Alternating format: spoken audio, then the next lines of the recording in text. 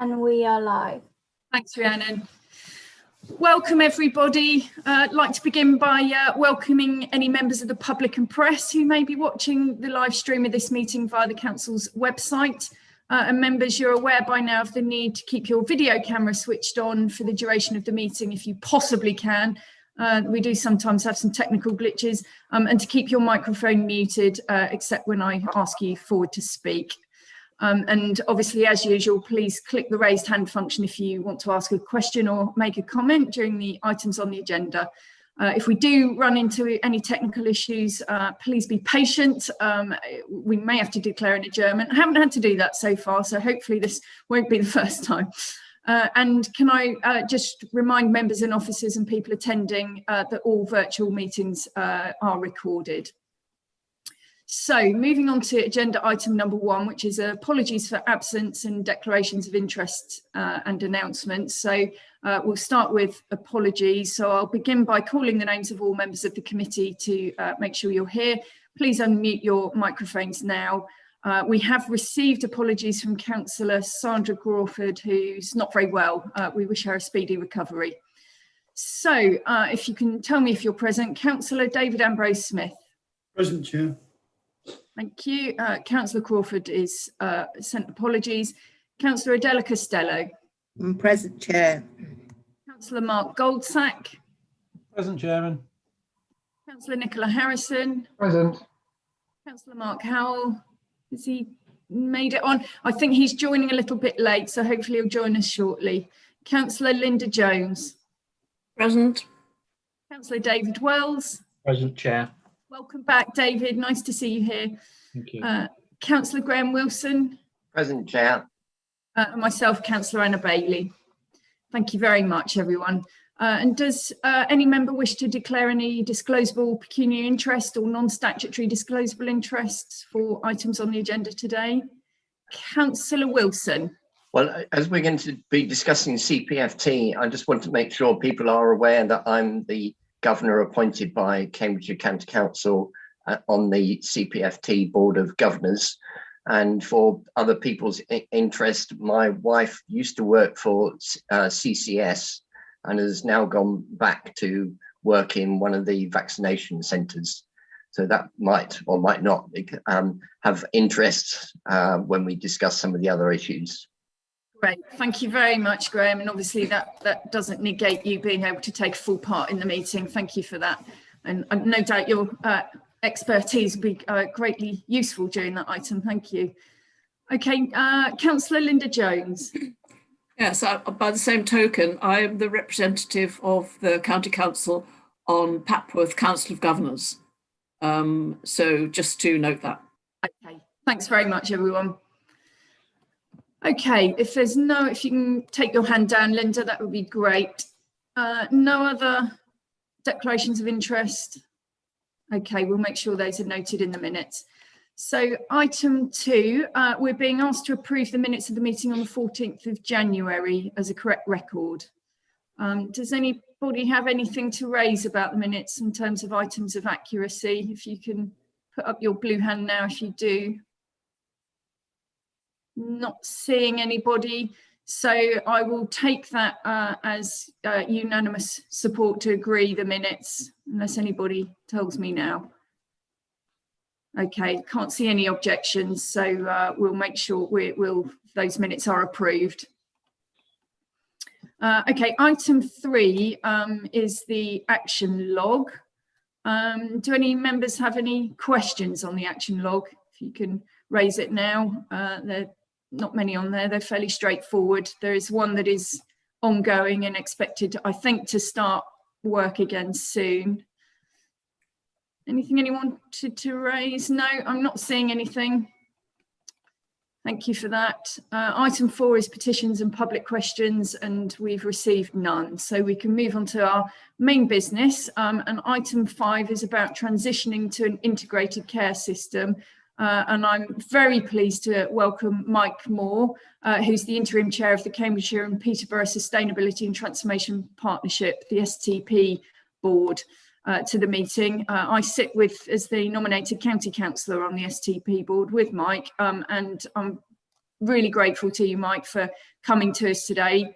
We're looking at, we're facing some large changes to the system in Cambridgeshire and Peterborough, as is the rest of the country. And so I thought it would be useful for Mike to just give us an overview.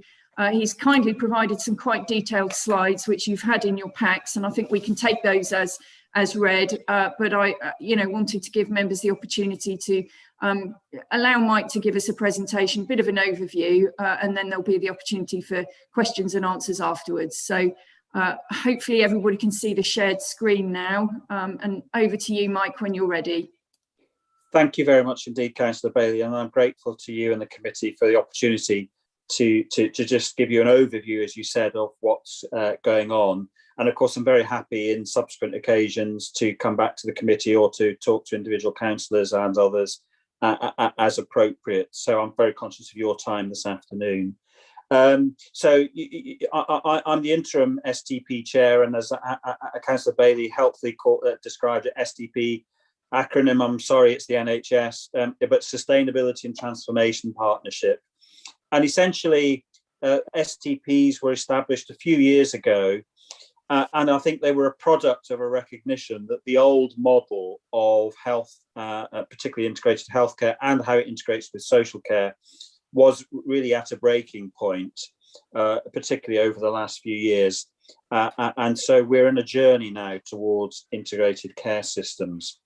I'm not going to go through each of the slides in detail, but if I just pass on each, linger on each one and just pick out one or two of the key points. So Tamara, if we can put the next one up, that'd be great. Thank you.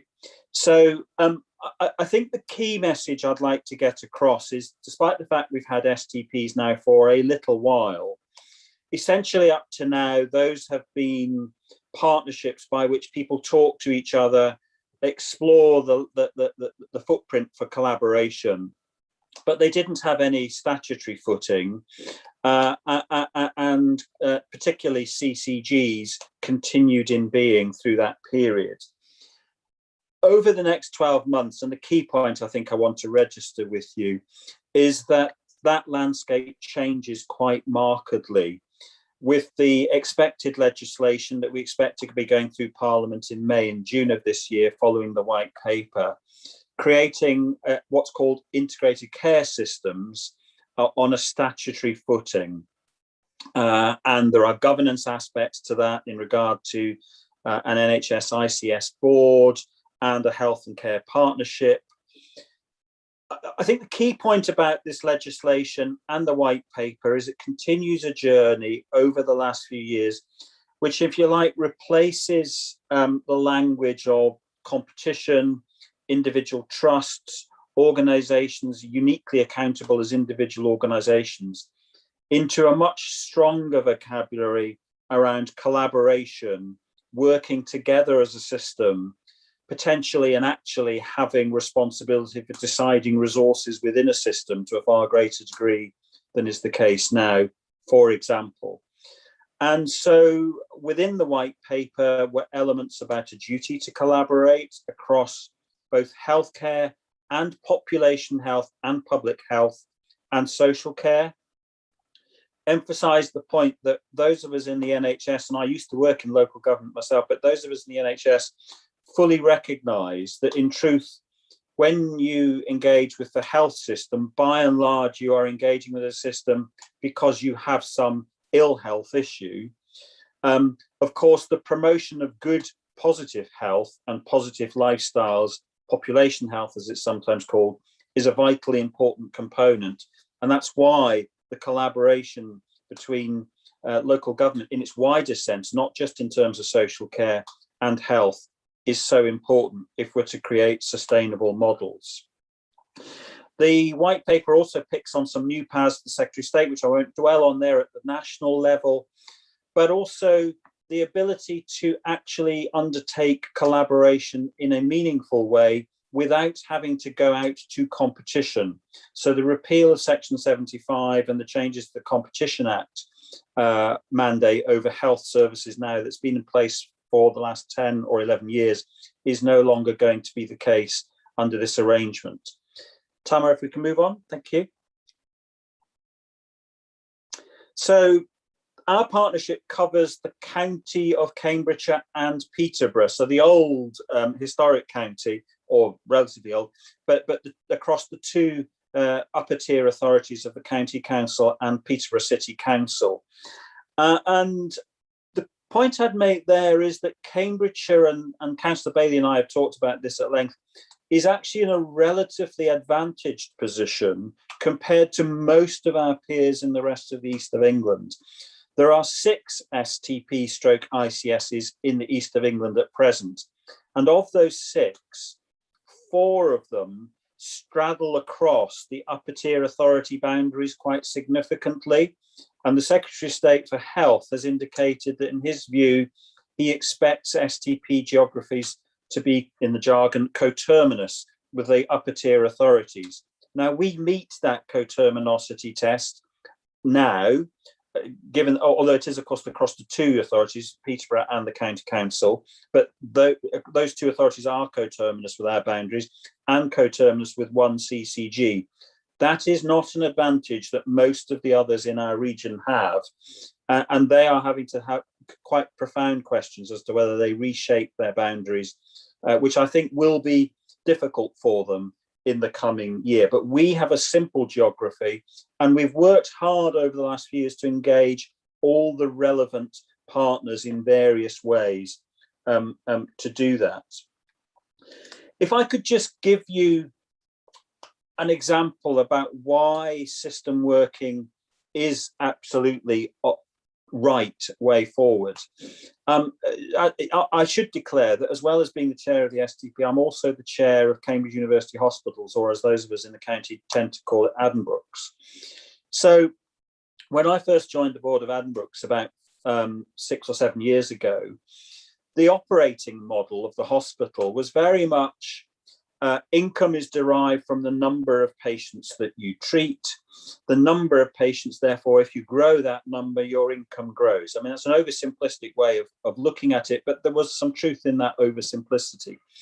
And therefore, that gave a false incentive, if you like, for big hospitals like Addenbrooke's to actually bring patients into the hospital. But actually, that's a sign of failure. It's not a good thing for a person to be brought into hospital unnecessarily. And it is a far better thing to actually prevent ill health in the first place for a longer term ambition, and to find alternate ways of dealing with that. So we had come to the end point of that model really working about 5 years ago. And we've been working really hard, for example, even in things, specialisms like neurosurgery, to embed some of their practice in a primary care setting. And that's had very good and positive, profound effects on unnecessary referrals to the hospital. So that's an example of working together and how important it is to the components of the system. Okay, so Tamara, if we move on. So at the same time as STPs, we've also created 21 primary care networks, which are, if you like, combinations of primary care practitioners in the county, roughly split half and half between the north of the county and the south of the county.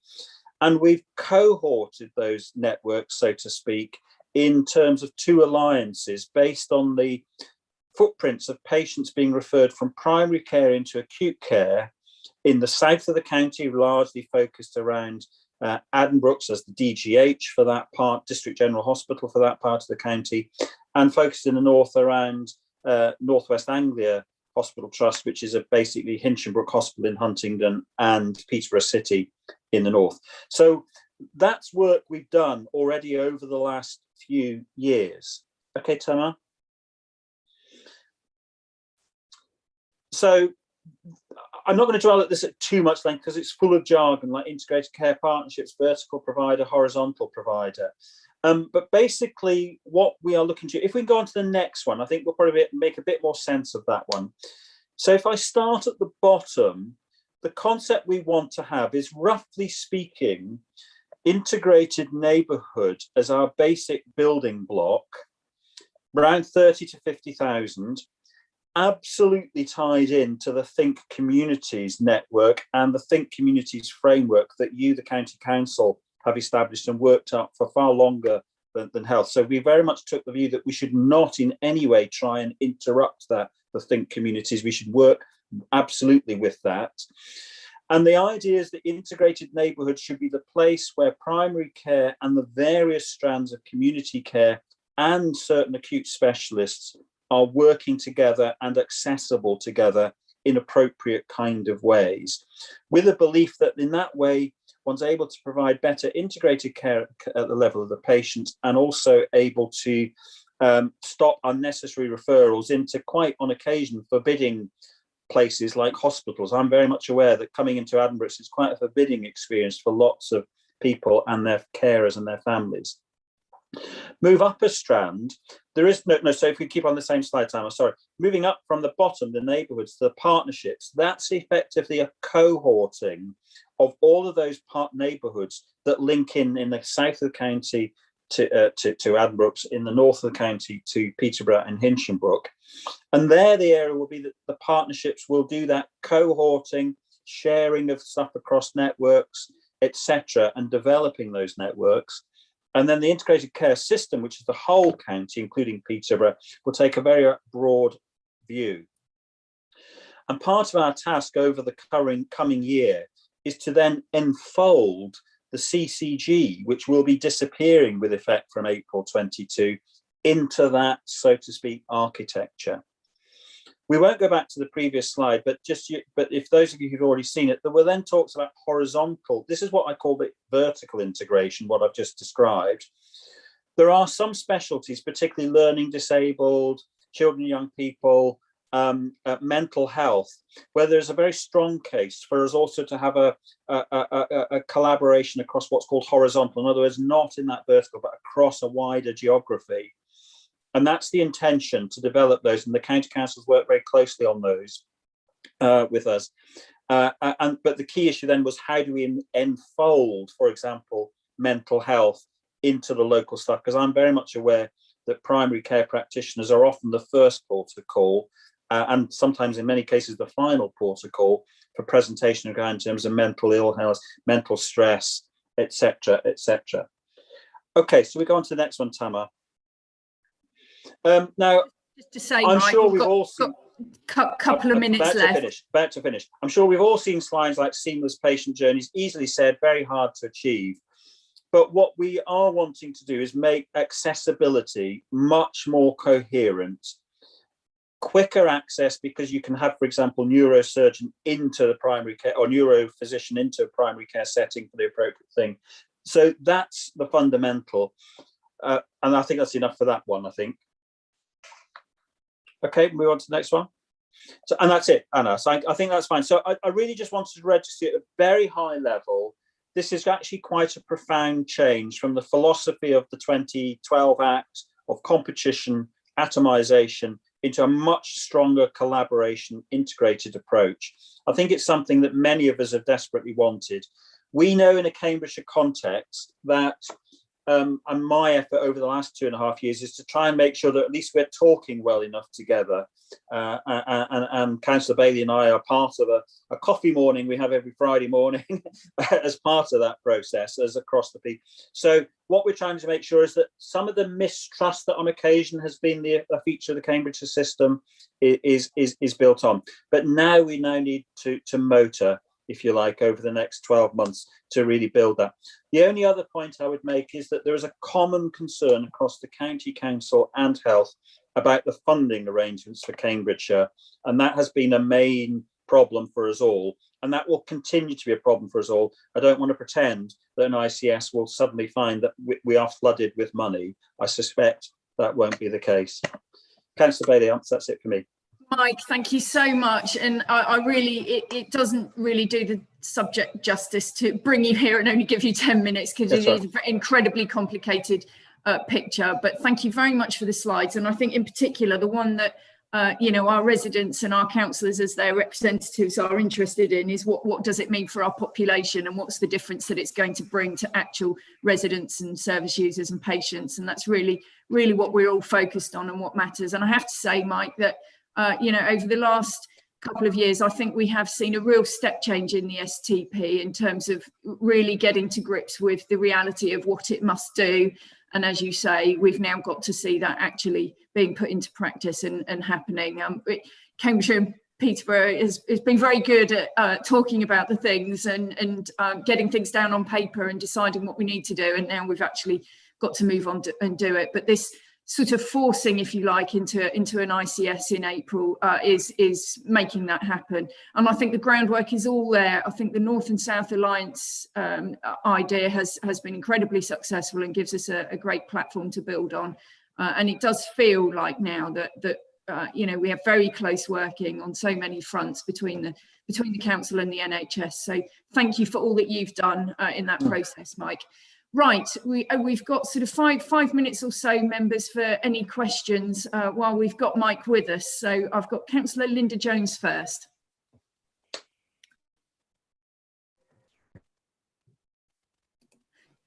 Linda, we can't hear you. I think you're on mute still. Thank you. Is that all right? Yes, that's better. Fine. Right. Okay. Well, I mean, as Mike said, we must hope for the best, but we must also prepare for the worst. And obviously the key thing that's not in the white paper, and you've acknowledged it already, is the financial issues.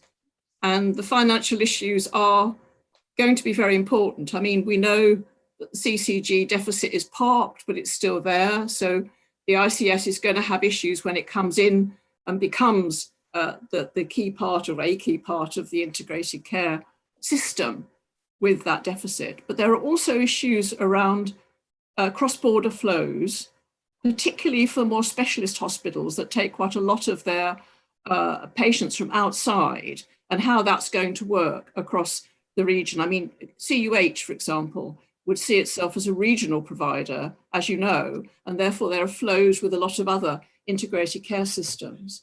And one can obviously raise other issues like the funding for discharge to assess. If that continues to be the way forward, which seems to me a very sensible way, there's an issue of how you fund that after the end of March. So I think there are a number of issues really in relation to funding, and kind of quite surprising really that none of these are dealt with simply promises that might come later. And I think the worry that one has, because, you know, as a long-time observer of the NHS, who's seen it before, is that the assumption is that the structure will solve the problems. So although I think the notion of integrated care is really important, I think it is important to say something at least about the finances. Thank you, Councillor. Councillor, do you want me to answer one by one, or do you want to take all the questions in one go? Yeah, let's. We've got two more with their hands up, so let's do that, and then we can bring Mike in at the end. So thank you, Councillor Jones. Councillor Graham Wilson. Thank you, Mike. And so I won't repeat all the things about funding. That was my main concern. I just wanted to ask about internal competition that I'm pleased to see has gone.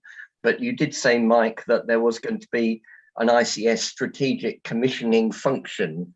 What does that actually mean in practice? And how will you ensure that you're getting good value for money from whoever it is provides specialist services? Yeah. Thank you, Graham. And Councillor Nicola Harrison.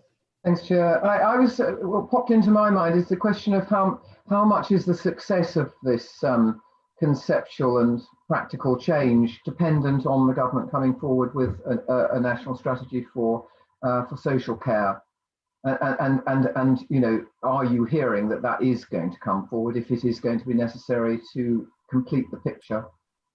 Yeah. Okay, thank you. We did have more words on that yesterday. I saw, but I've lost count of the number of times we've been waiting for the national strategy on social care. So, you know, we'll hold our breath. Mike, do you want to take those? Thank you. Sure. Thank you very much, and thank you very much, councillors. I mean, they're really absolutely to the point questions. So thank you. I mean, all of you have referred, or some of you referred to the financial deficit. So absolutely, this is still a profound question. Of course, there's a huge imbalance or difference in the way in which local authorities have to deal with their finances and the NHS does. The NHS has this very peculiar and baroque machinery of pretending the money's okay when it's not, in a way in which local authorities don't have that ability. You have to balance your budget, and I know Councillor Bailey and I have talked about that alone. The fundamental point is that we analyse why the Cambridgeshire system was in deficit. That's the health bits of the system in deficit. The most recent is we were 180 million pounds annual deficit in the most recent year pre-COVID. COVID, of course, changes everything. It was a very peculiar period, and it will continue to be for the next 6 months or so, I think, because effectively the NHS changed the rules, which they had to do for that period. But we are absolutely live to the point that we're still going to have to then get back to the question of distance from target for the CCG, the base funding question, the funding question about population growth and its reflection in that, all of which matches in with the county council aspirations in terms of the nature of our population.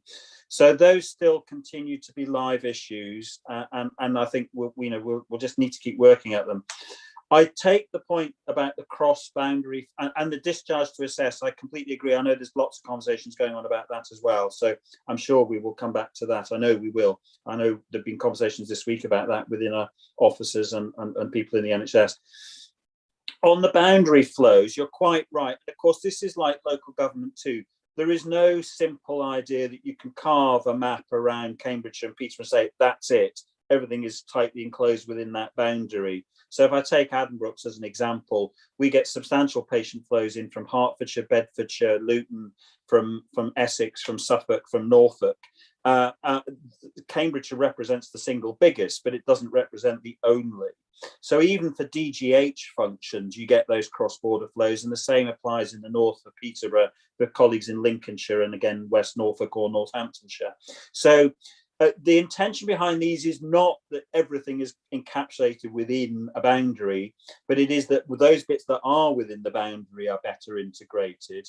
And then there's a network of STPs across the region. So I have regular conversation with people like Paul Burstow, who leads is my equivalent in Hertfordshire and Essex, etc., etc. So the collaboration across the flows is part of what we have to do. But I'm not going to pretend that what we do in the county solves everything. It doesn't.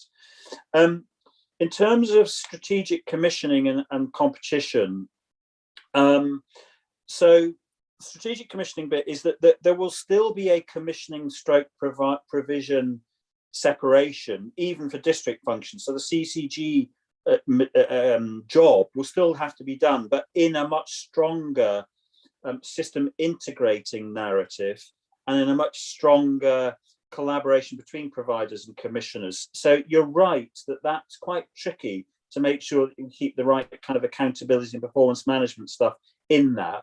But what I hope we can move away from is on occasion the very transactional, almost playing at shops element that happens in commissioning at the moment into a better system integrating role.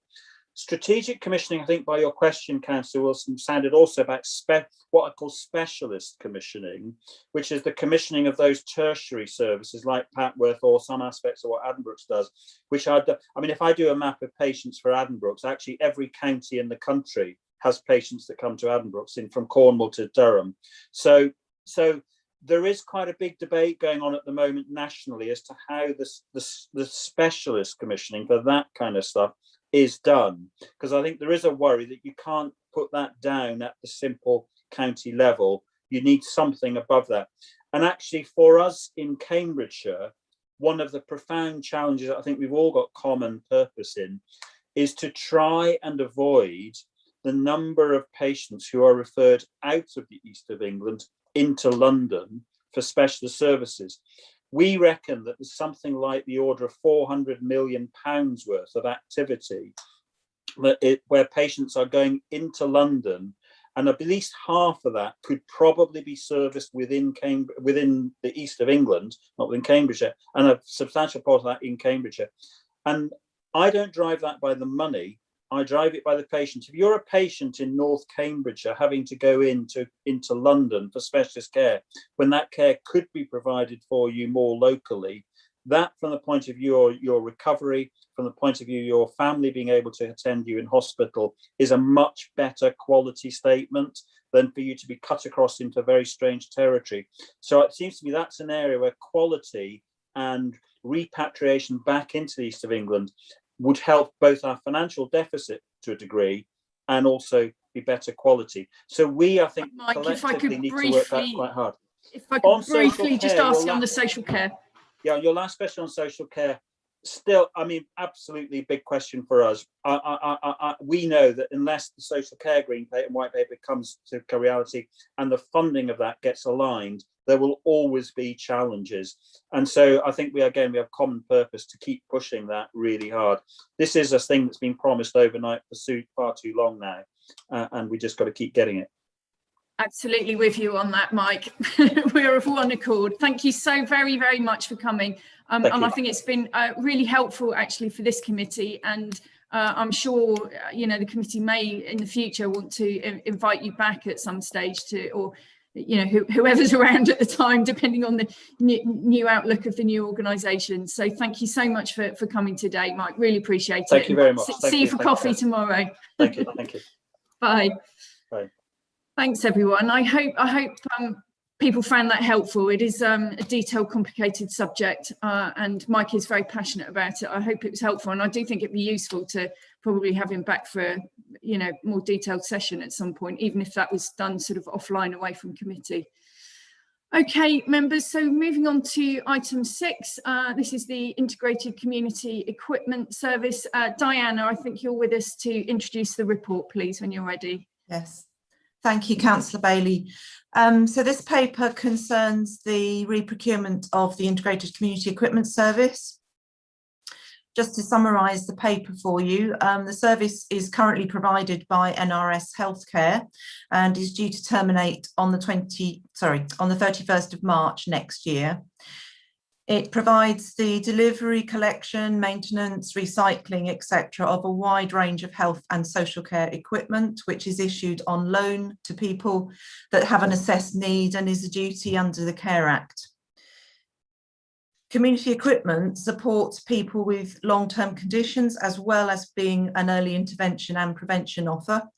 And if you've had a chance to review the 2 case studies in the appendices, you'll hopefully agree that the value of the service brings, be aware of the value that the service brings to the whole system.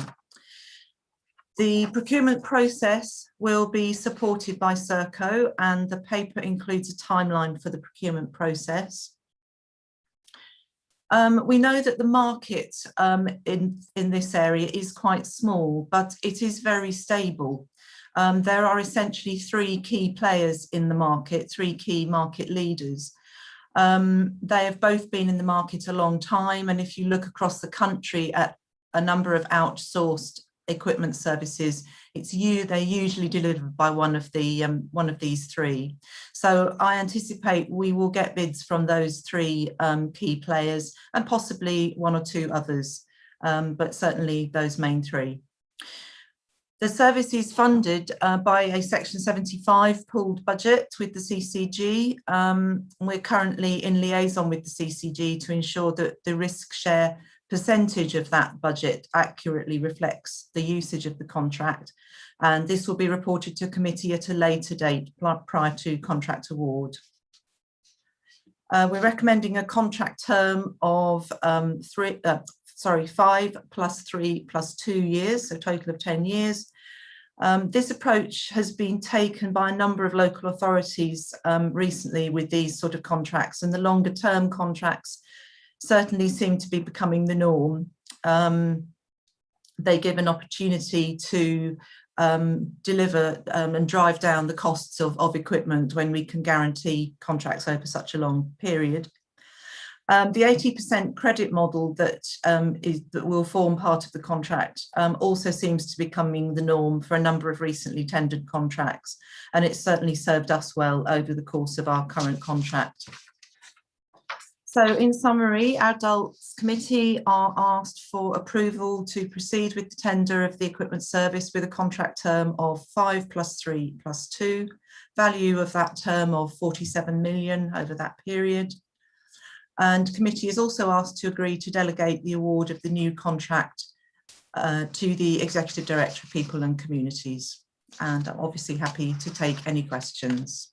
Thank you ever so much, Diana. And I can speak with some personal experience of this service, and I know it is an incredibly valuable service and a very much valued service by people that use it. From my own experience, the current provider has been absolutely first class, really good. So the fact that they've been around and doing the work for a long time, they're no less effective because of that. And I think the performance information in the report, bears that out actually as well. And the 2 case studies very, absolutely typify, I think, why this service is so incredibly important in terms of, prevention and supporting people at home. So I'm a big fan of this service. Councillor Graham Wilson. Thanks, Anna. And I'm very supportive of the contract proposals and what's being delivered. The only comment I'd got is on page 26, paragraph 1.3 and the 4th bullet down, which talks about recent feedback on a small sample, saying 71% of people say the equipment helps them to reduce the amount of help they need from others. And I would have thought that if we were getting the equipment right, the percentage would have been higher than that.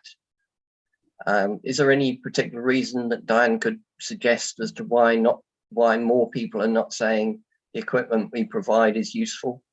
Sure. Yes, as I think I said in my summary, the service is very much there to support people with long-term conditions as well as the preventative side of things. And so very often, I think we should bear in mind that equipment is provided to aid end of life or to support people who may be at end of life.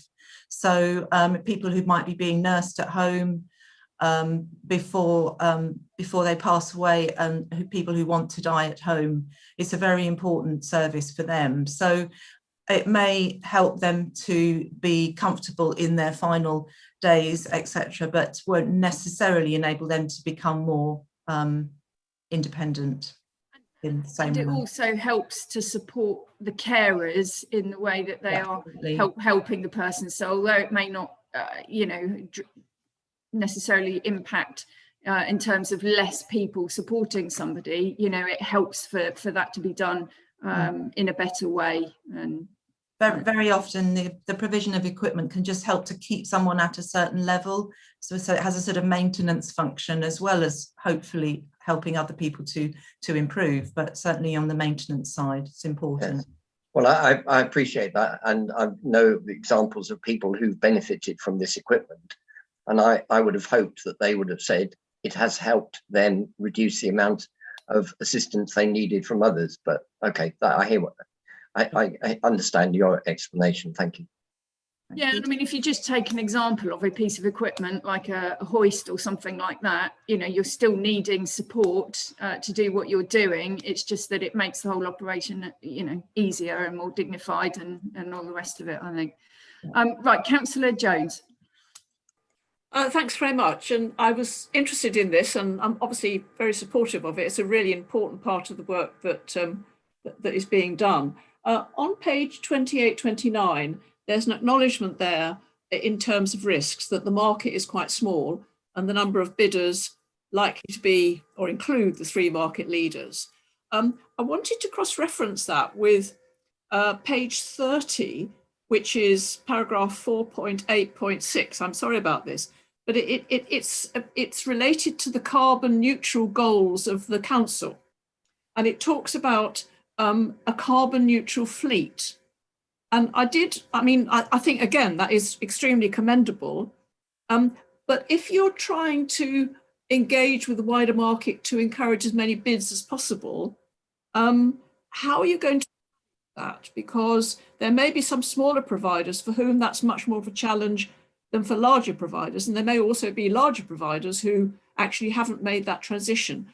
So I wondered how that very commendable goal is going to work in practice in the procurement process. Spotted Linda.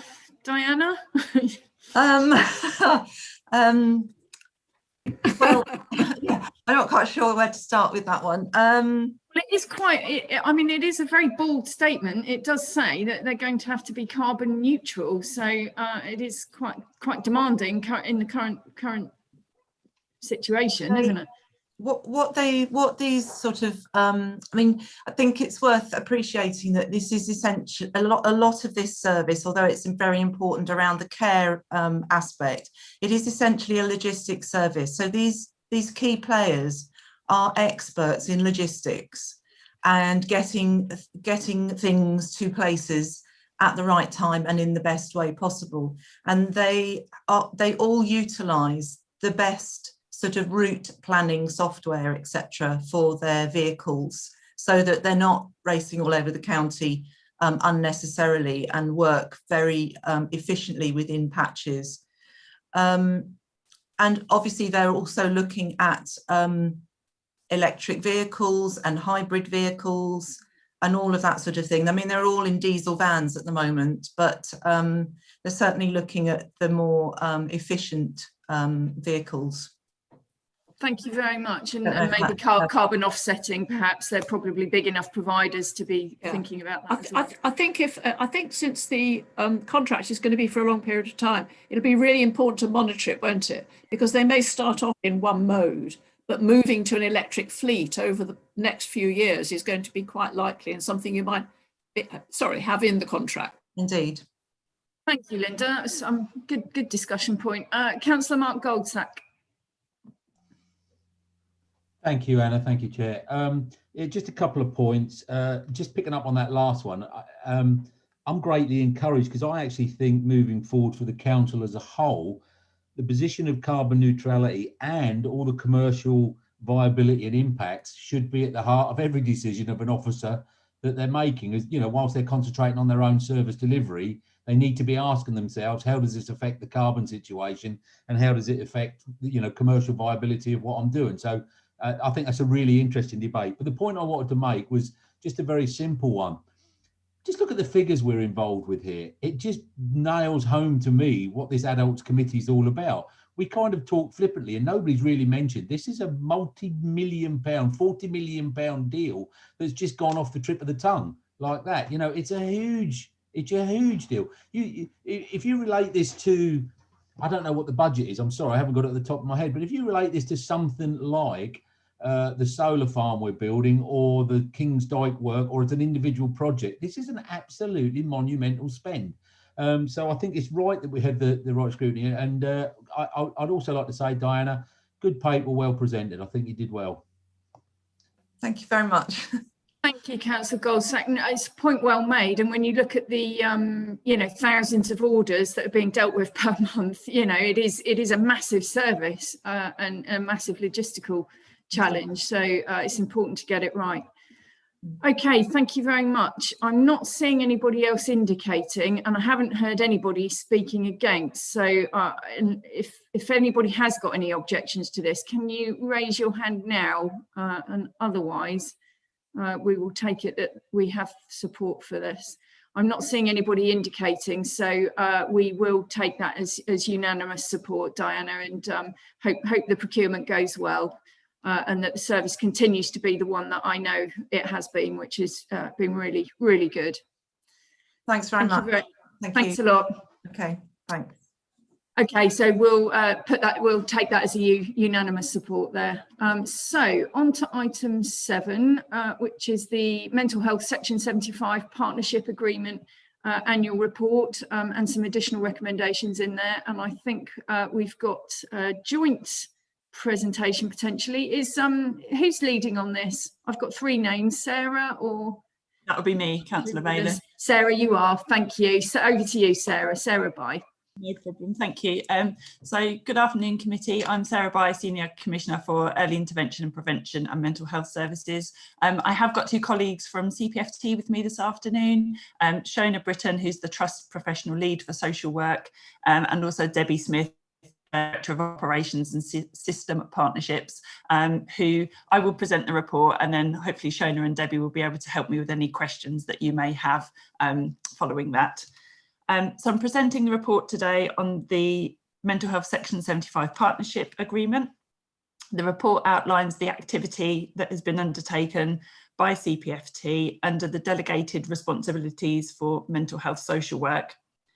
Details are provided for 1920 and also up to December 2020 to give committee an up-to-date position, and particularly including the impact of the pandemic. The report covers the annual investment, staffing, the financial performance, and an update of performance against the objectives that we have been working with CPFT around in the annual work plan, as well as some examples of feedback that has been received in relation to the services. We've also looked at the future priorities which are included in the report, which are being developed for 21-22 onwards. We just wanted to note some key points that come from the report. CPFT are performing well against KPIs for employment and independent living. And we're also, during 2021, has been rolling out Mosaic as the primary recording system, which hadn't previously been used in such a wide format within CPFT for the recording of social work. That's now been done. So we're going to be able to manage performance in a much more embedded way, in the similar way that our social work teams within the council do as well. The pandemic had a significant impact on the cost of care commitments for older people mental health in 2021, with forecast commitments reducing against budget.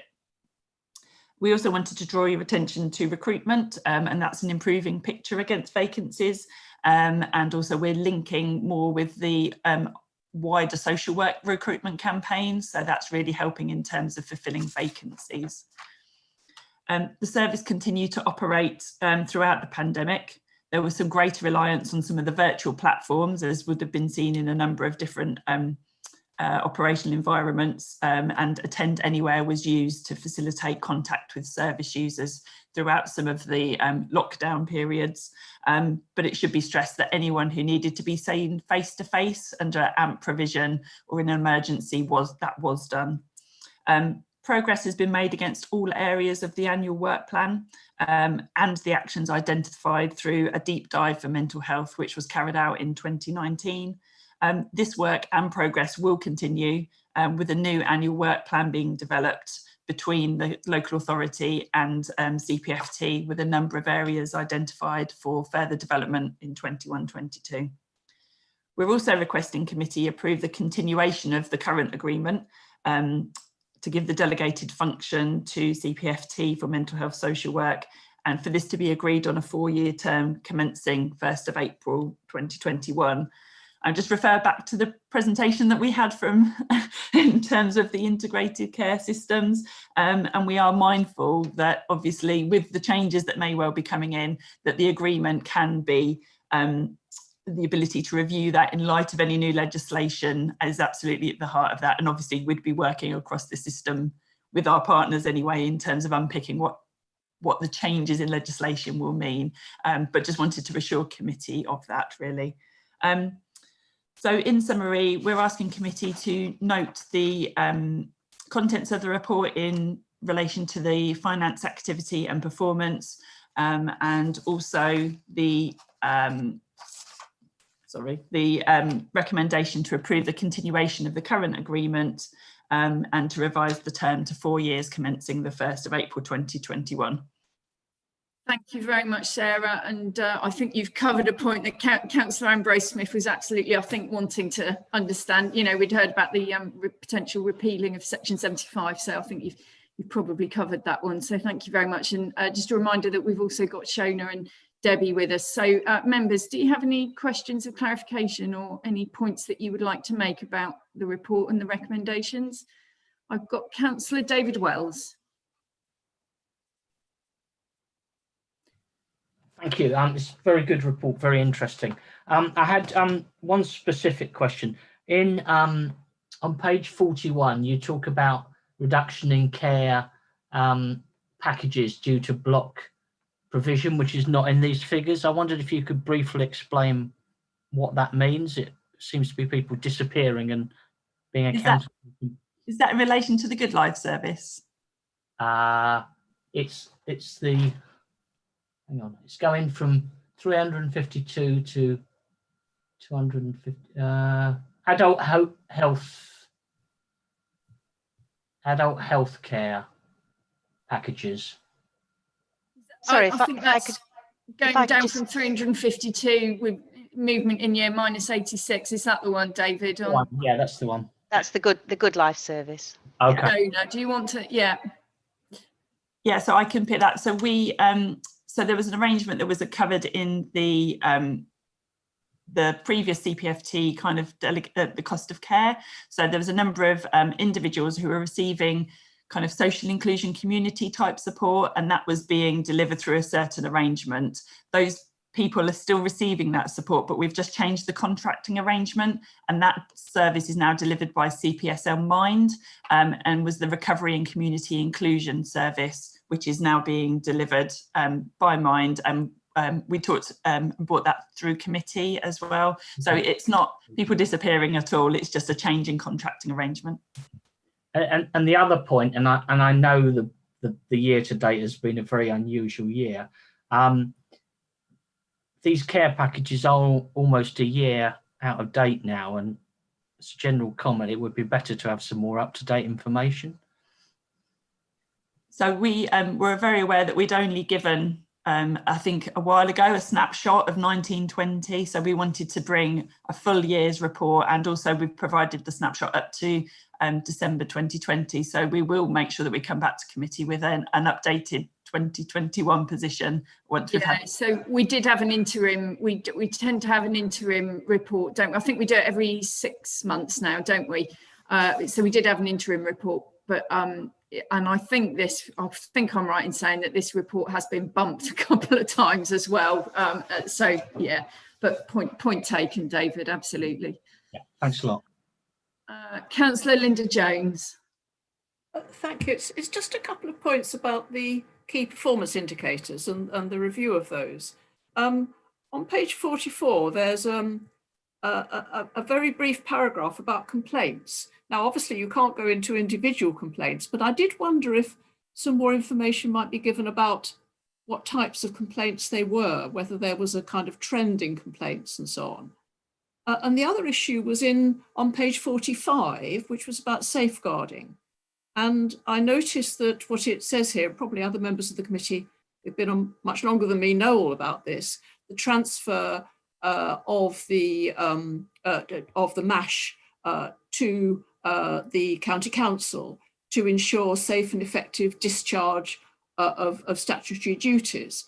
And I wondered if underlying that was a feeling that this really needed to have been improved, and this was how it was going to be improved. And I wasn't sure if I was misreading that. But both of those paragraphs, 274 and 277, were sort of oblique and didn't really sort of tell me what I'd hoped to understand about the performance review against the KPIs. So if someone could help, that would be great. Linda. Thank you, Councillor Jones. Shona, could I ask you to pick up on those 2 points? Yes, of course. Councillor Jones, the reference on page 44 to the complaints process refers to the alignment of the complaints process handled by the local authority and that handled by the trust. And in aligning that process, in terms of themes and analysis, that is reported through the local authority complaints process. So that is part of combining that analysis so we can consistently learn any lessons. I do take the point that could have been reflected within this report. However, it is reported through a specific complaints reporting process, but I think we have had to this committee as well, so it's picked up in there, is what you're saying, all the numbers and okay. Yeah, but I do think it could have been useful to actually include that, perhaps just a flavour of that in this report, if that would be helpful for people.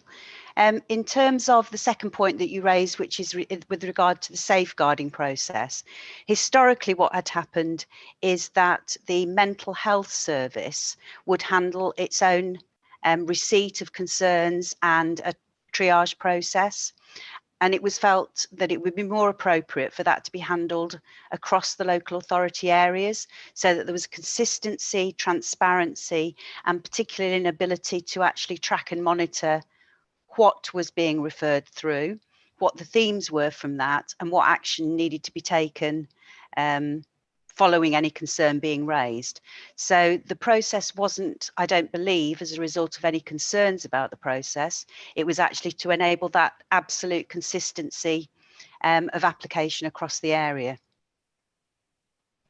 Thank you very much, Shona. That's helpful. Linda, That's very helpful. Thank Great. you. Can I just ask David and Linda to take their blue hands down if you finished? Did any other members got anything they wanted to say or ask about? No. Okay, thank you. We'll just return to the recommendations then, noting what we've heard about any potential future arrangements under changes to legislation, etc. So we're being asked to endorse the report as a full account of service and financial performance and outcomes under the Section 75, approve the continuation of the Section 75, including those secondment arrangements from 1st of April, and approve the amendment to the Section 75 agreement to revise the term of the agreement to 4 years. So that's commencing on the 1st of April for a maximum value of 5.5 million. So I haven't heard any body speaking against or any dissension from that. So if anybody does have any problem with agreeing those recommendations, can you indicate now, please, with your blue hand? No, so I think we're all in agreement and we'll take that as unanimous support of the recommendations. And thank you very much to our colleagues from CPFT for joining us today and answering those questions. And thank you, Sarah. Thank you very much, committee. Thank you. Thank you. Okay, members, moving on to item 8, which is the adult social care transport exemption request. And I think Gurdev is here to talk to us about that. Over to you, Gurdev, when you're ready. Thank you, Chair. Good afternoon, everybody. This report relates to adult social care transport services. In it, I'm asking the Adults Committee to approve an exemption waiver and to permit a further report to arrive later in the year, which will describe the replacement tendering plans. By way of context from the report, back in May 2020, we allowed a range of contracts to enter their final 12-month period due to the uncertainties around the use of transport as a result of COVID-19 social distancing guidelines. Many of those restrictions are still in place right even now. Since then, we have carried out work to find improvements which will lead to a more effective and efficient service. By granting the exemption, it will allow us time to implement those improvements and coincidentally join up with other expiring tenders, which will happen almost May next year. So that's the request to committee. I'll be happy to take any questions. That's great, Gurdev. Thank you very much. Seems to be a very, very pragmatic approach as far as I can tell. Members of the committee, any queries for Gurdev? No. Linda, Councillor Jones. I'm sorry, I just want to draw attention to paragraph 482, which is about low carbon transport. And to say I'm really glad it's in there, but again, there is a kind of challenge. I mean, it's an interesting paragraph, that, because it does talk about the fact that there will be a movement possibly across, when the procurement takes place across the contract. But it is really important we have these in, but also that we don't just have them on paper. Absolutely, Linda, and well spotted again, and slightly different approach to the previous one as well. So it's interesting to look at it and scrutinise it. Thank you. Gurdev, anything you wanted to say about that? What are we doing around our approach to that? Because it's a little bit futuristic in there. So there's two parts to what we are doing. Part of the improvement project we've got running now is exploring what does that actually mean in practice, and to put together a case towards reducing carbon emissions. And we think, without preempting the findings of that activity, we think that will influence and be part of a specification change for when we come back to committee, perhaps later in the year. You and as much as anything, it is a logistics challenge as well, isn't it? Bit like we were hearing earlier as well. So really important. Thank you, Councillor Goldsack. Yeah, just a quick and very open question, really, and that is totally understand that the impacts of COVID. Well, no, I don't totally understand the impact of COVID. I just know it's far-reaching and far-fetching. So, but what I'm saying here is going into the last 12 months. Because of COVID, I understand. now asking for another 12 months extension, I guess, is that the only option to us? I think ultimately the question I'm asking is this a really good tactic for the council to be deploying, as opposed to something we have to do because of the COVID implications?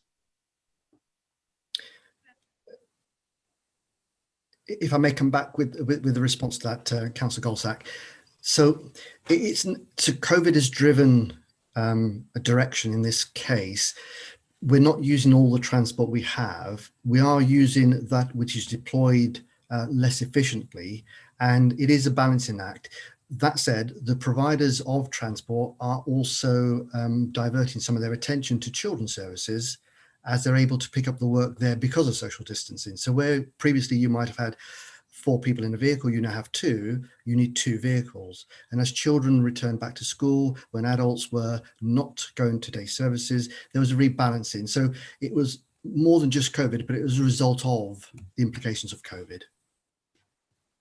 So in effect then, so the providers quite obviously can make a better bang for their buck of investment by carrying children than adults. So there was a necessary, sorry, I beg your pardon, Chair, I was going to, if I may just come back please, on. Please. So there was a need to transport children because of the restrictions in capacity. I would just, by way of completeness, add, providers aren't necessarily on balance and overall better off now than they were prior to COVID. It's just, it's the next best, they've taken up the next best opportunity. Yeah, I think I slightly strayed from my question, which you've covered, and that is that we are in this position because of the effects of COVID and everything that the implications that it's come with it. This is not a Cambridgeshire County Council tactic to now go in the last minute of the contract to try and get a better deal or whatever from our supplier. So that was the real gun to the question. So thank you, Gerda. Good luck with it. It's good paper. Thank you very much, Councillor Goldsack. I'm not seeing anyone else indicating they would like to speak. So committee, we're asked to approve the exemption waiver for an additional 1.3 million of funding so the contracts can remain in place for 1 further year. And also to note that we'll receive a report later in the year detailing the tendering plan for approval, which will result in contracts to supersede the exemption waiver. And the report will be informed by the transformation teamwork. So again, I'm not seeing anybody indicating that they are against those recommendations. So we will take that as unanimous. Thank you very much, Gurdev. Thank you for your attendance and your information.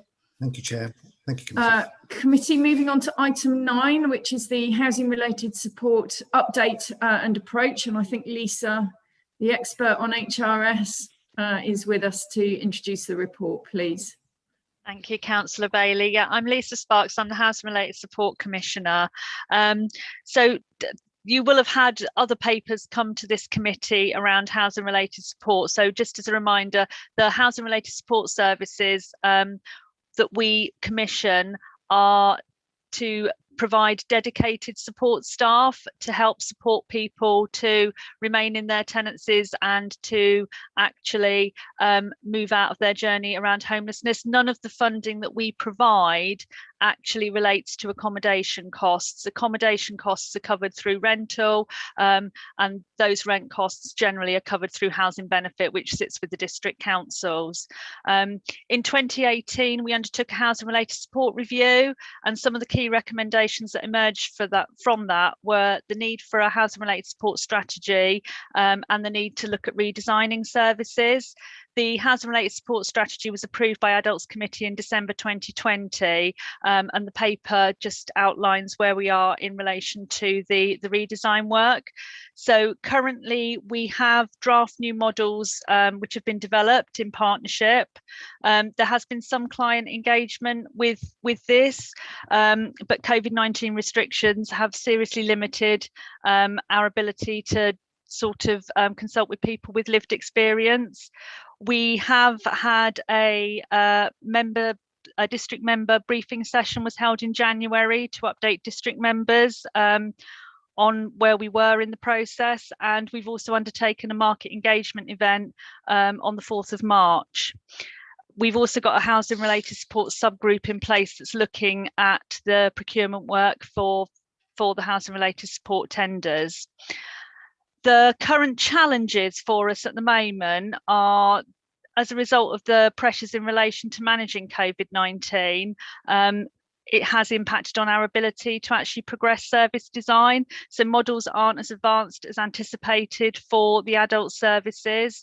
This is mainly due to the limited opportunities to engage with people with lived experience, but also some reduced capacity of people to attend redesign meetings. So we found that we've had to cancel or rearrange, which has obviously put back our timetable.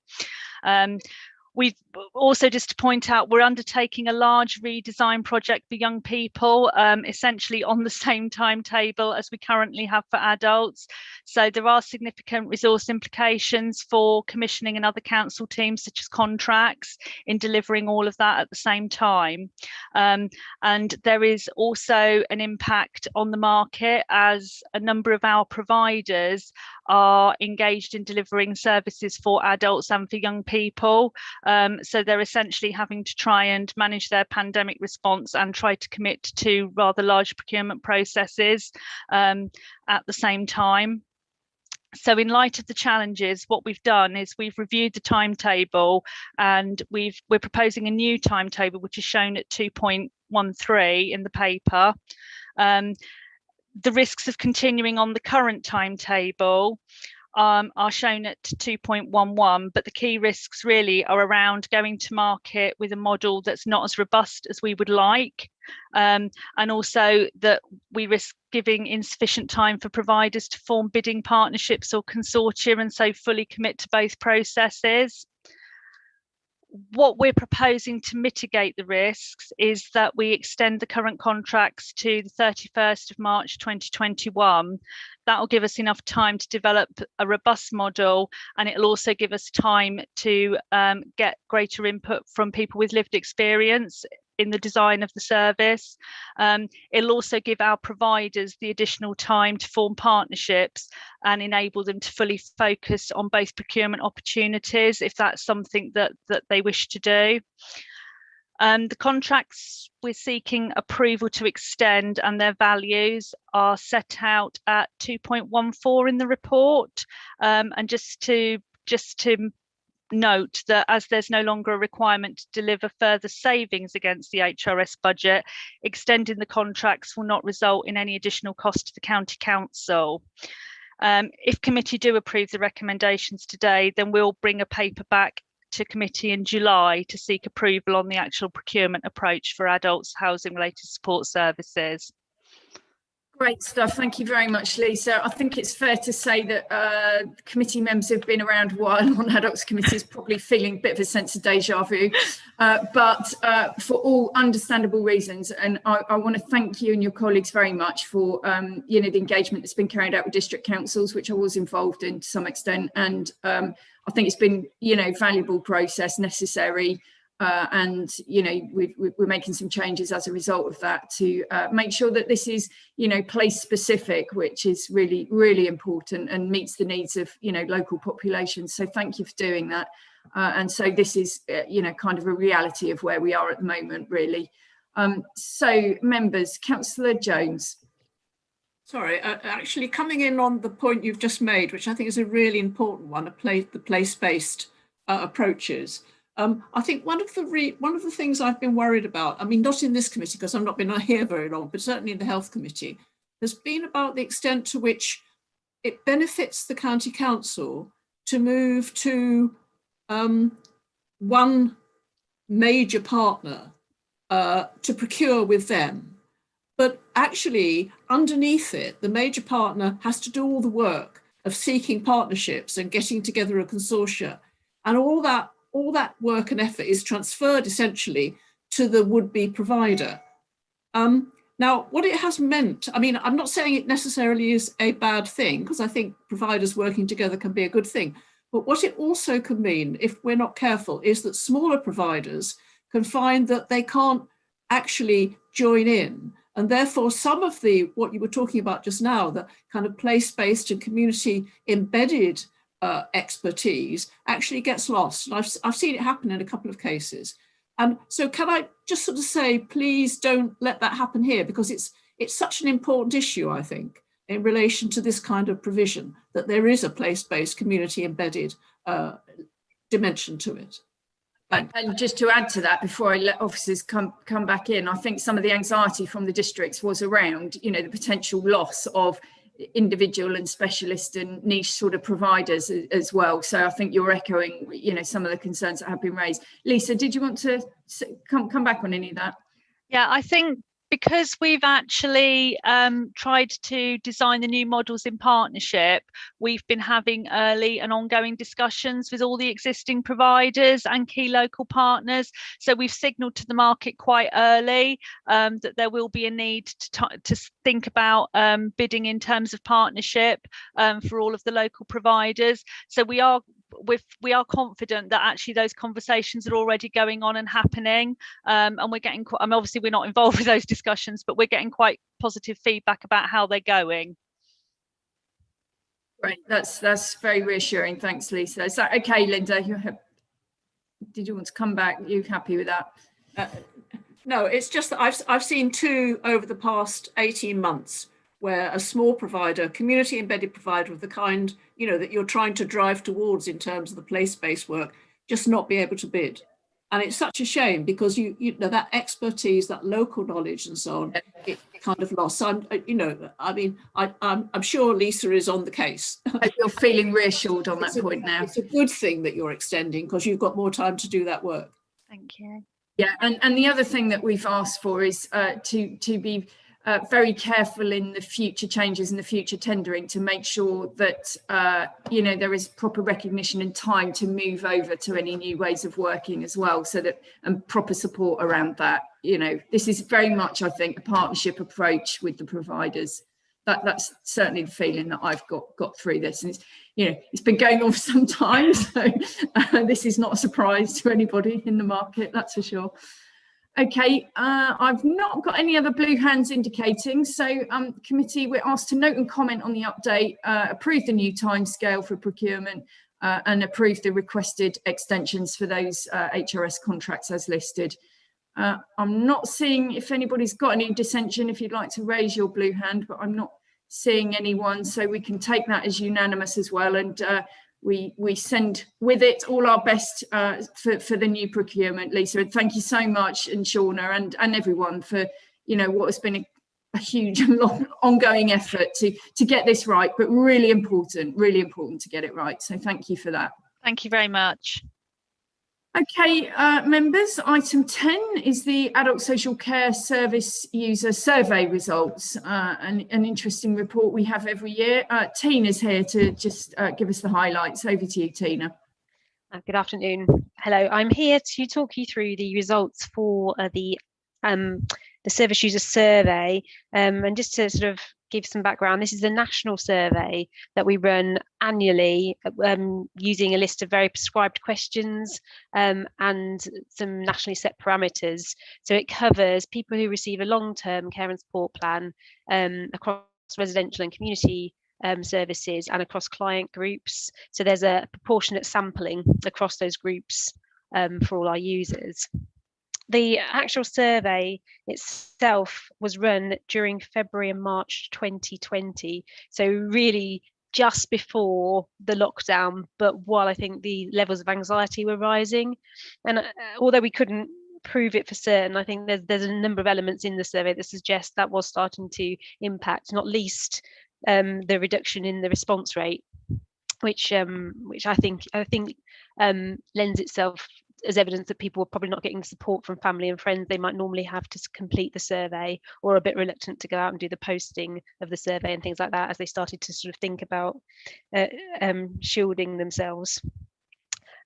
In terms of the results of the survey, there are some useful messages in there. We compare throughout the report to national, regional and to our statistical neighbours, and also there are aspects of the report where we drill down into client categories where we can see that there's a sort of marked difference.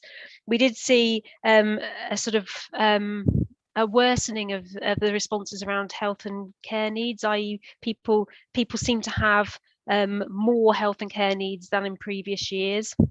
Now this might be because we are sort of being more and more effective with our reablement and our tech all our sort of support that keeps people out of long-term services, which means the people in long-term services have higher levels of need, or it could have been how people were feeling at the time, if their anxiety rates were sort of rising or whatever, and they just tended to feel, because it's self-reported, they may have felt less able. Having said that, we although for a number of years we've been getting better year on year, we didn't follow that trend this year, but we're still sort of proportionally comparably above the England average on a range of indicators.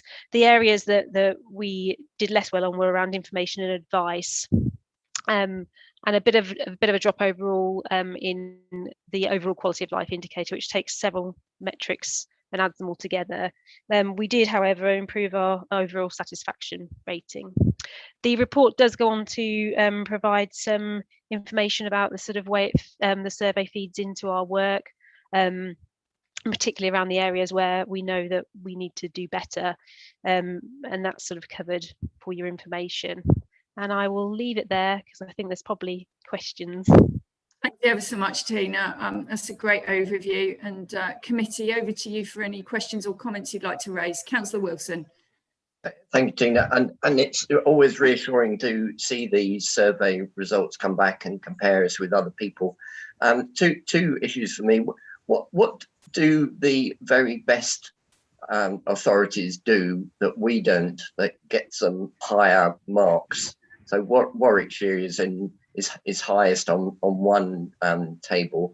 And the second question, the people with physical disabilities have said that they're less happy than many of our other service users. So is there particular issues that we can help them with that? Thank you, Graham. I've got Charlotte's indicating. Did you want to come in first, Charlotte? Or yeah, I think the easy answer to the why do some local authorities do better could be possibly they have a better financial, position. Because if you actually look at the questions, these questions are actually about people's. I don't think they're just about adult social care. They're about people's experience of public services, and so reflect quite a lot on NHS funding. We've just recruited a new assistant director to replace Jackie Gore when she's retiring. She's coming from Warwickshire, so we'll be able to ask her, and she'll be able to bring that good practice with us. I think Tina might have more to add, but I think it's always a really good question to ask, actually. And the good thing about being in adult social care is that the ADAS networks are really strong, so we have lots of opportunities to challenge each other as part of the system improvement process. Anything you wanted to add? I think just to say that there's definitely a sort of connection between some of the quality of life questions and sort of demographics, because it doesn't, your ability to get out and do the things you want to do are impacted if you don't have access to your own transport and things like that. So I do think when you look at the results across the country, there are certain questions that always reflect better on the more affluent areas. That being said, there's always things to learn, and we do look at the comments as well to try and get a feel for, is there anything that's coming out of those that might be a trigger to things we might be getting wrong. I do think that this year there was a marked difference between the experience of different client categories, and that's maybe something for us to look at in a bit more detail with the comments and to see if there's something that's coming from that.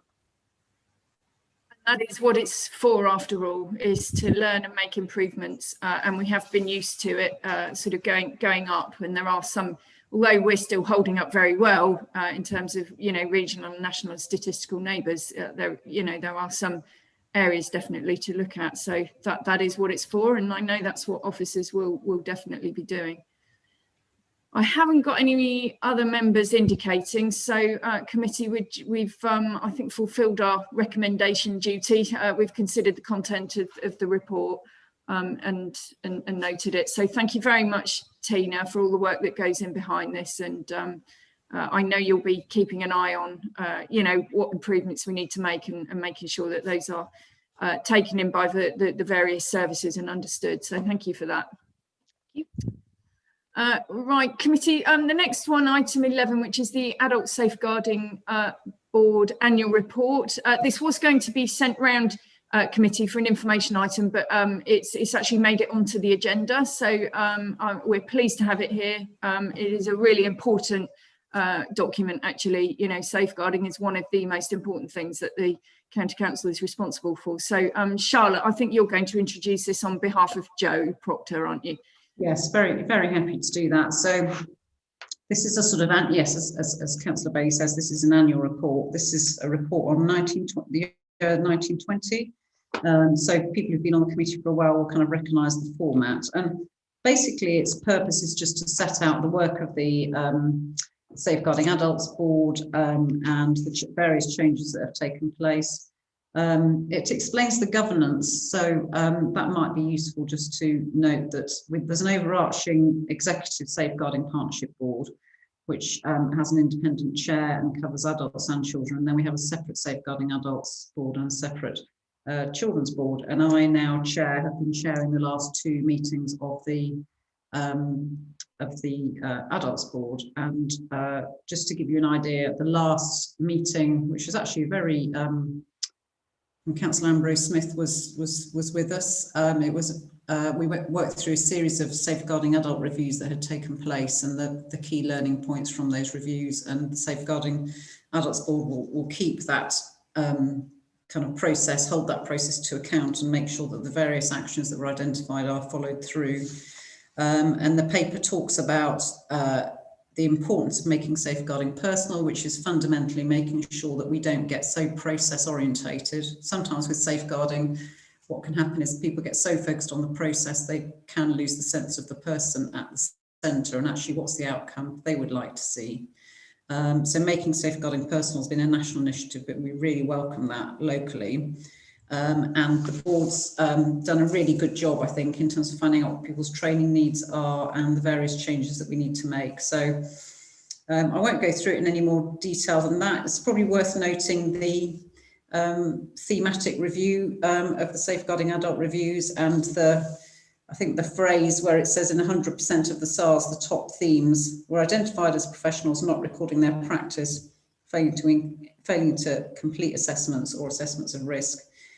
So I think what we find with the safeguarding adult reviews, I mean, they're always complex and challenging, but we do get recurrent themes, which is kind of partly why we have this process.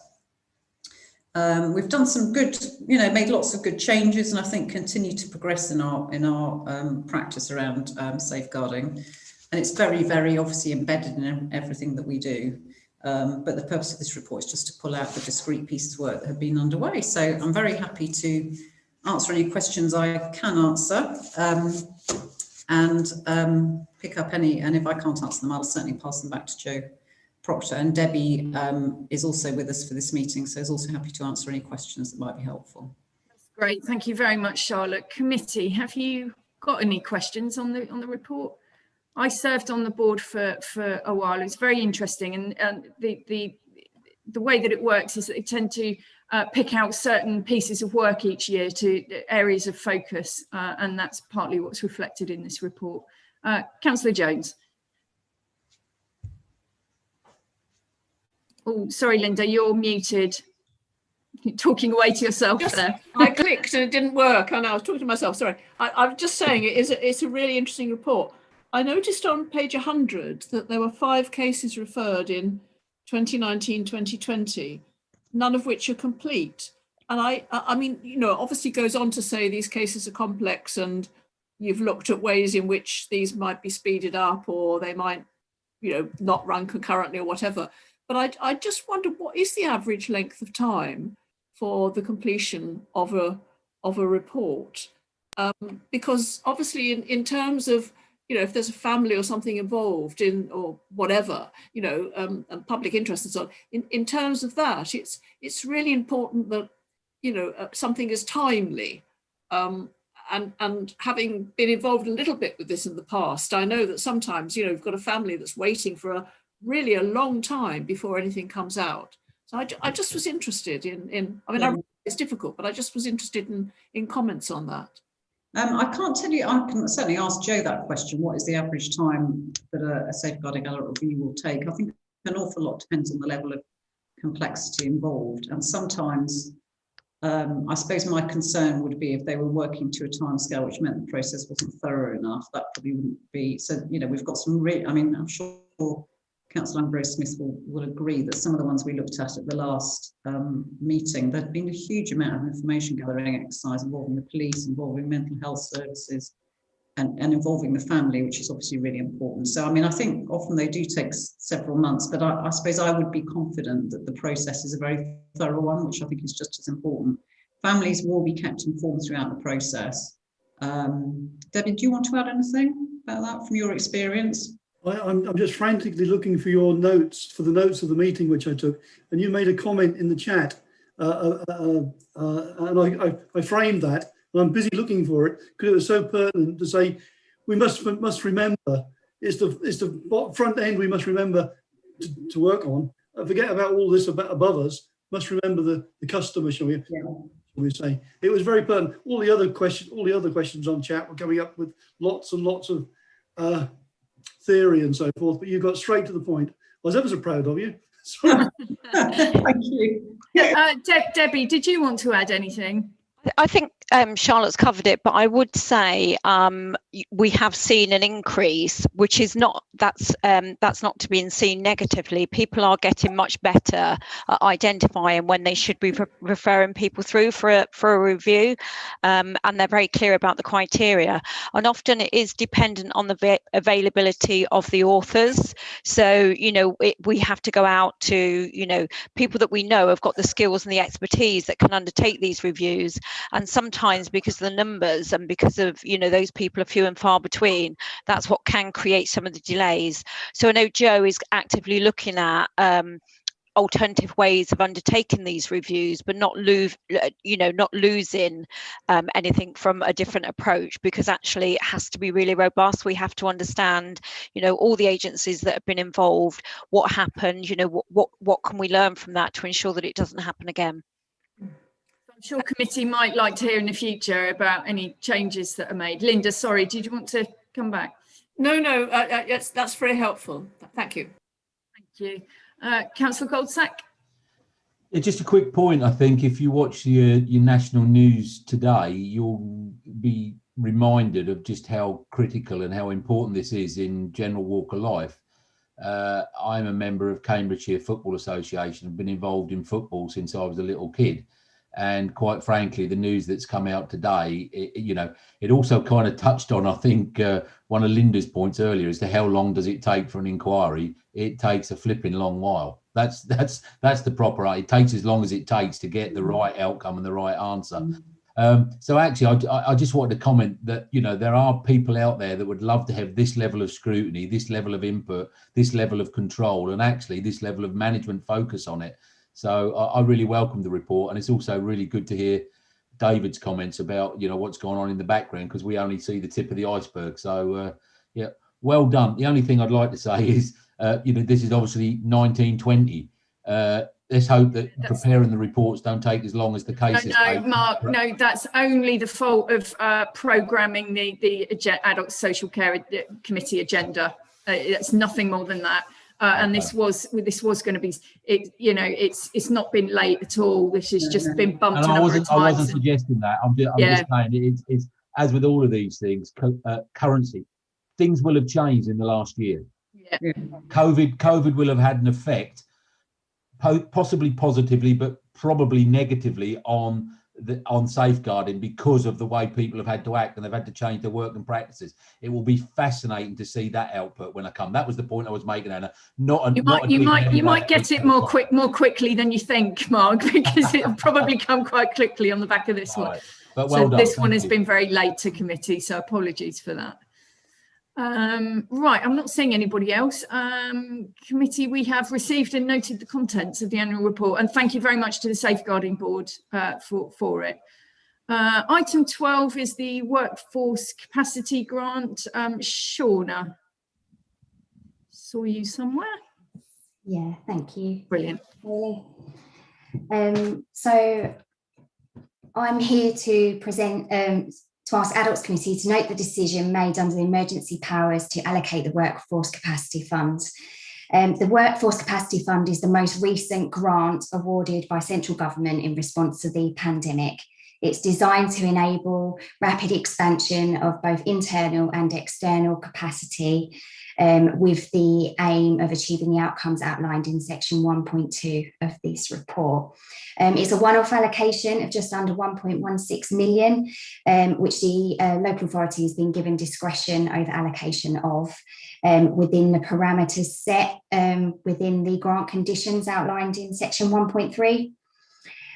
The grant as part of the conditions of the grant, it must be spent by the 31st of March 2021, hence the need to use emergency decision-making powers to progress this. In allocating the grant, we have sought the views of a wide range of stakeholders, both internally and externally, including local providers and care associations. And to give you a bit of an overview, the bulk of the Workforce Capacity Fund, just over 777k, will be passported straight to market under a grant agreement that means that it stipulates the use of those monies in compliance with grant conditions. However, there are a number of pressures that could, apologies, and the dog might make a noise in a minute. There's been a noise. There are a number of other areas we've identified as a priority for the Workforce Capacity Fund. One of those areas being a recruitment campaign aimed at targeting the shortage we currently have of personal assistants across the county, and using this opportunity to boost that capacity through targeted funding to support a campaign to this area and the wider sector. In doing that, we are using some external expertise that can roll this campaign out rapidly and has proven experience of working in other services such as Re-Procurement within the council and achieving great outcomes. It will have been the pressures the pandemic have had on the impact the pandemic has had on informal carers has been widely discussed within committee. So there's been some funding placed against that to expand existing services, particularly in response to information we've looked at around young carers and the ongoing impact it's having there. So that will go towards the listening ear service. There's been quite a lot of support given to care home staff within the community to support emotional wellbeing resilience through the challenges of working frontline in the pandemic. So we, in recognition that perhaps more could be done to support community providers, we've allocated a sum of money to enable a similar offer to be provided to staff members within this area. And finally, the County Council have invested considerably in expanding operational services across a number of areas, including technology-enabled care, occupational therapy, and others, and the care home investment team. And a proportion of the funding is being directed there to support spend between January and March 2021. Great stuff. Thank you very much, Shauna. And I'm just full of admiration for the level of effort and work that's gone into making sure that we are very thoughtfully putting this money out there in a very short space of time. So thank you for rallying around and getting all that done. It's incredibly impressive. Members, any questions about this? Obviously, this is a done deal. Chief Executive's taking the decision, but it's for information. And if you have got any questions, Councillor Wilson. Well, I appreciate it's a done deal. And Shauna did explain that there was extensive consultation with various organisations. But I think it's disappointing that, as far as I'm aware, neither Linda or I were consulted or even told about this money as lead members.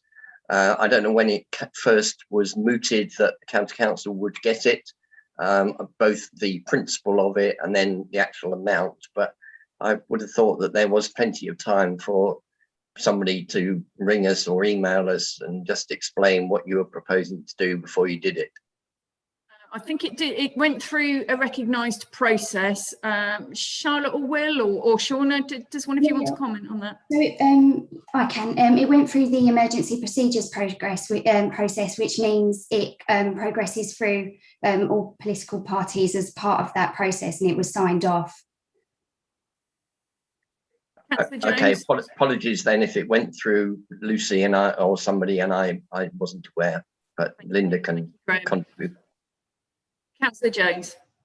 Yes, I mean, I wasn't aware of it either. And I just want to draw the committee's attention to an addition that came in kind of very late before the meeting, which was an addition to 4.2, which talked about a particular area of a recruitment campaign. And I just sort of, I couldn't quite understand how it fitted. So could somebody sort of explain it to me, please?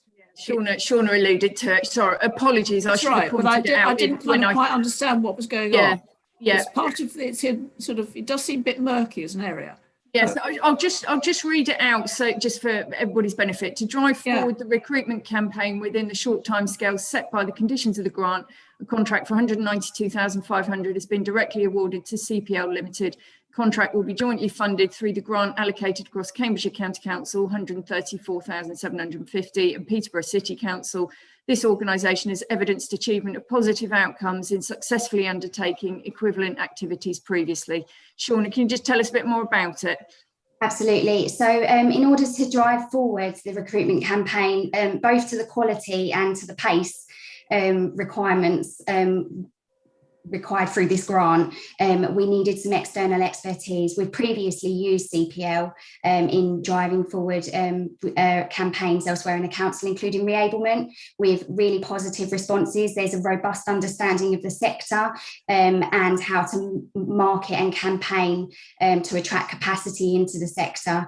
So given that we've got to spend the grant by the end of March this year, and that includes implementing the campaign, a decision was taken to directly award some of these funds to CPL to enable them to support us to do that.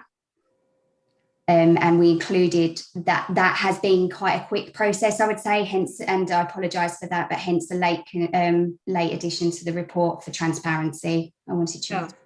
I mean, I think for me that was a kind of an interesting part of it, because essentially it's a direct award of a contract to a provider, and I can see the argument for doing so, but I mean, as I think Councillor Wilson is saying, not to have known about it, but it does make it kind of rather tricky for us as opposition leads. Shauna, can you confirm that went through the same process? It wasn't so explicitly included in it, and I do apologise for that. It has been a very quick process between now and January. It wasn't included in the original urgency report because it hadn't happened yet. Thank you. Yeah, point taken, Councillor Jones. You know, we are in unprecedented times. Things are happening very quickly. And you know, certainly this committee has noted, you know, the very effective Re-Ablement recruitment campaign in the past. So I have every faith, but we absolutely take your point.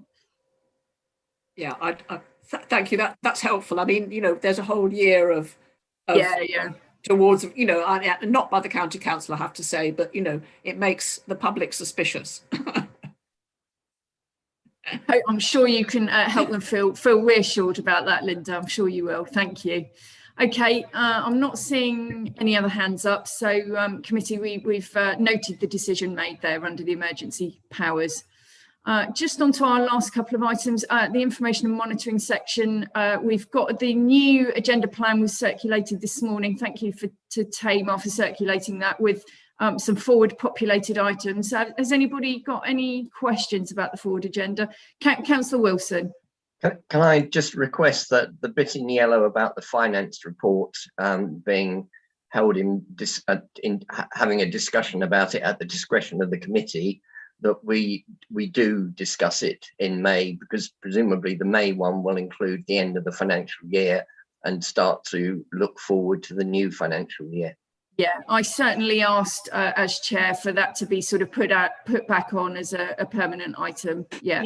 It's noted to say it will restart. We just don't add it on the forward plan, but it is as you say, it's under the standing items. So rest assured, Graham, it will be there. Yeah, it will be on the agenda. Thank you. Councillor Mark Goldsack.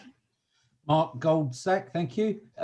It's just a quick side note, really, to say that we're talking about a forward agenda plan. My understanding are that we're not going to have the meeting in April. So I'd just like to make a very quick generic comment, and I don't want this to be a round robin of thank yous, but there is an awful lot of people that contributed very greatly to this meeting since I've been on the committee. I've greatly enjoyed it. Some of us will, some of us won't be here at the next meeting. So I just want to say thank you for that, and particularly thanks to the officers. We always have some robust debate in here, but quite frankly, the quality of the reports that come before us really help us with that. So thank you for everybody involved. Thank you, Mark. That's very kind of you. And Councillor Adela Costello, got something to raise on the board?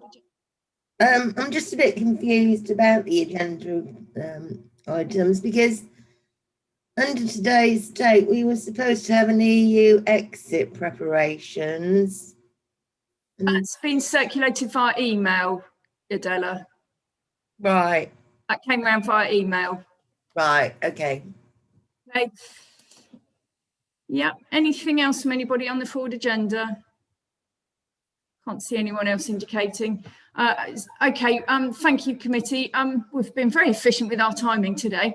We're the best committee in doing things well, but swiftly. And just to confirm, we're not going to be needing to use, as Mark was just alluding to use the reserve date in April. So committee is due to next meet on the 27th of May in the new administration. So this is the last meeting of the Adults Committee of this administration. And I'd also like to include my thanks to everybody on the committee, those old and new, for their commitment. We've been in agreement the vast majority of the time on this committee. It's been a real pleasure to be part of it. And I do want to thank officers. Adult social care is one of the very most important things that the council does. And when you think, of the amount of change that Cambridgeshire County Council has been through over the last few years, and also, when you think back, we're sitting here a year on from imminent lockdown through the pandemic. It's thrown up huge challenges, and I'm full of admiration for all of our staff, from the front line and those up to the management team.